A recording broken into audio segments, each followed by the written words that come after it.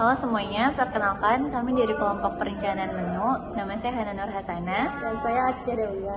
Pertama-tama saya akan menjelaskan tentang apa itu perencanaan menu. Perencanaan menu adalah proses merencanakan jenis makanan dan minuman yang akan disajikan dalam periode waktu tertentu. Tujuannya untuk memastikan makanan mengandung kebutuhan gizi dan selera dan anggaran. Selanjutnya ada faktor yang mempengaruhi perencanaan menu. Yang pertama ada kebutuhan nutrisi, yaitu hampir semua manusia selalu mengutamakan pemenuhan gizi dirinya sendiri dalam selera dan mempunyai kebutuhan nutrisi yang berbeda-beda. Yang kedua ada konsumen, lihat dari usia, kebiasaan makanan, dan keterbatasan produksi. Yang ketiga ada faktor eksternal, yaitu meliputi politik, contohnya kebijakan pangan, sosial, dan ekonomi, serta tren dari makanan itu sendiri. Yang keempat ada faktor internal, termasuk pembelian produksi dan pelayanan seperti anggaran untuk memastikan menu yang akan diimplementasikan dan disajikan dalam sumber daya yang tersedia. Yang kelima ada anggaran, yaitu dalam penentuan biaya makanan institusi. Faktor utama yang diperhatikan ialah kesesuaian kebutuhan gizi, hidangan, variasi menu dengan anggaran yang didapat. Yang terakhir ada ketersediaan bahan makanan yang ada di pasar, yaitu ketersediaan bahan makanan mentah di pasar mempengaruhi macam makanan yang akan diproses. Selanjutnya ada langkah-langkah perencanaan menu. Yang pertama, tujuan perencanaan menu yaitu memenuhi kebutuhan gizi. Yang kedua, meningkatkan status kesehatan. Ketiga, mengkontrol anggaran. Yang keempat, meningkatkan kepuasan konsumen. Yang kelima, memfasilitasi manajemen operasional. Yang keenam, menyesuaikan dengan kebutuhan khusus. Yang terakhir ada mengoptimalkan sumber daya alam. Baiklah, begitulah penjelasan dari kami. Kurang dan lebihnya kami mohon maaf. Sekian, terima kasih.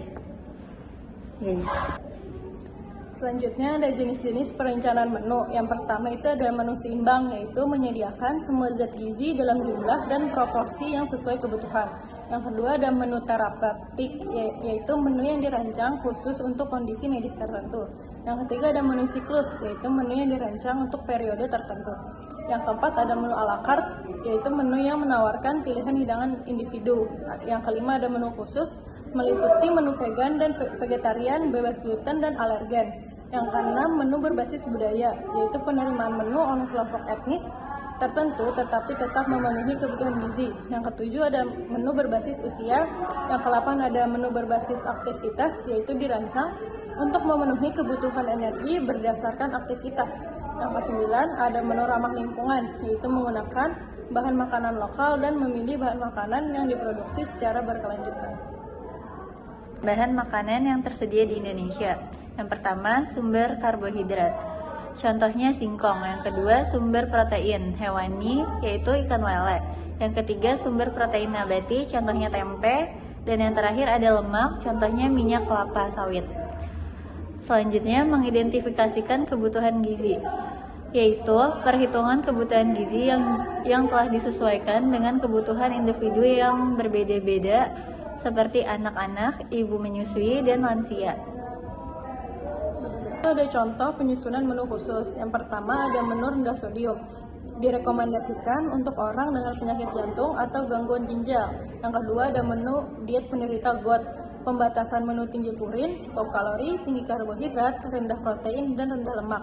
Yang ketiga ada menu terhadap malnutrisi, makanan yang tinggi akan nutrisi yang disesuaikan dengan kebutuhan tubuh. Yang keempat ada menu obesitas, yaitu menu dengan rendah kalori, rendah lemak, dan tinggi protein. Yang terakhir ada menu vegan dan vegetarian, yaitu menu yang menghindari produk hewani seperti ayam dan daging-dagingan. Oke, begitulah presentasi dari kami.